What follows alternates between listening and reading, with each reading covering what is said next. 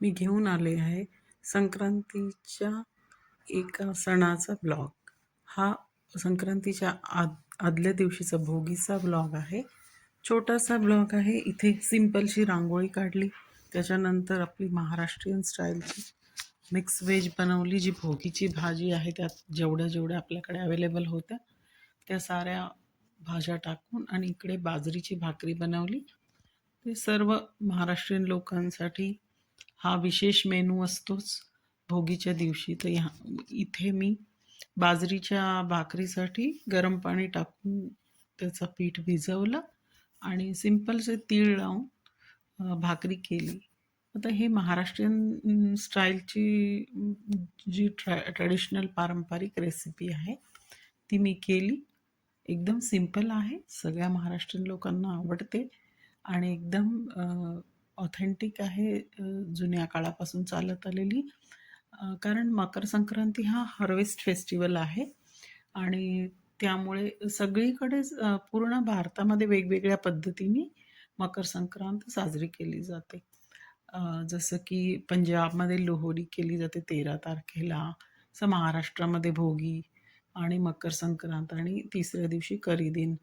तसंच तामिळनाडूमध्ये पोंगल आणि तेलंगणा, आंध्रमध्ये खूप मोठा सण आहे जो संक्रांत. तर प्रत्येकाचे ट्रेडिशन्स वेगळे आहेत. मी आपलं जे ट्रेडिशन आहे, जे जुन्या काळात चालत आलेलं, आणि ही अतिशय आहार हा जो आहे तो एकदम हेल्दी आहे. याच्यामध्ये कॅल्शियम मिळतं आहे आणि तिळांमध्ये आयर्न असतं. तर या प्रकारे प्रोटीन, विटॅमिन्स आणि जे जे आवश्यक आहे थंडीच्या काळात ते सर्व आपल्याला मिळतं. आणि या प्रकारे माझी भोगीची थाळी तयार होते. मिक्स व्हेजिटेबल आणि बाजरीची भाकरी, तूप टाकून, शुद्ध तूप टाकून, साजूक तूप टाकून, आणि तिळगुळाचे लाडू एक दिवस पहिलेच केले होते आणि रेडीमेड खाकरा. आणि संध्याकाळच्या वेळेला मी मटर पनीरचा पुलाव बनवला होता. खूपच टेस्टी झाला होता. या दिवशी मी जास्त काही व्हरायटीज बनवले नव्हते. सकाळी भोगीची भाजी आणि भाकरी, तो पण एकदम हेल्दी मेनू होता, आणि रात्रीचा पण पुलाव, जो मटर पनीर पुलाव, तो पण हेल्दी होता. हे सर्व लोकं खाऊ शकतात, छोटे मोठे. आणि या प्रकारे भोगीचा सण आमचा सिंपल साजरा झाला. तर माझे जर ब्लॉग तुम्हाला आवडत असतील तर कृपया लाईक, शेअर अँड सबस्क्राईब.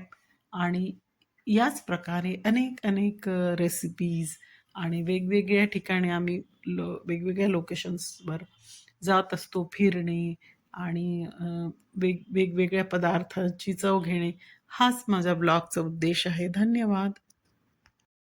आणखी कोणकोणते ब्लॉग्स किंवा रूटीन्स बघायचे असतील तर स्पेशली मी सणांचे टाकते, आणि जिथे आम्ही फिरायला जातो तिथलं कल्चर, फूड, आणि स्पेशली स्वाद आणि सफर या चॅनलचं नाव आहे. Please like, share, subscribe. धन्यवाद.